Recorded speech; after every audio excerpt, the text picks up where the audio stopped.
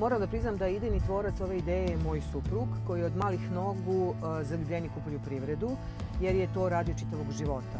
Međutim, istražujući, video je da danas, znači veliku perspektivu, interesovanje i mogućnost za plasman upravo ima organska proizvodnja, a ovaj kraj je idealan za to.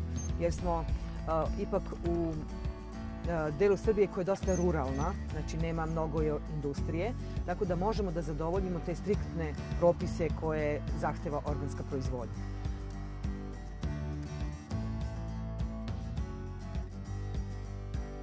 Mi smo znači počeli da gajimo organski šipak.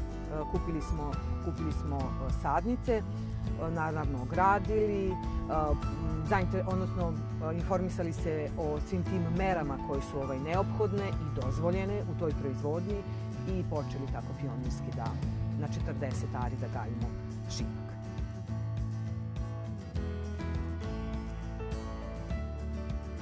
Za početak planiramo da plasiramo ovde u kampu našim gostima koji vole organsku proizvodnju i koji su dosta informisani o tome i većina njih konzumira organske proizvode i mnogi od njih su i vegetarijanci, veganci, što je danas dosta popularno među tim svetom.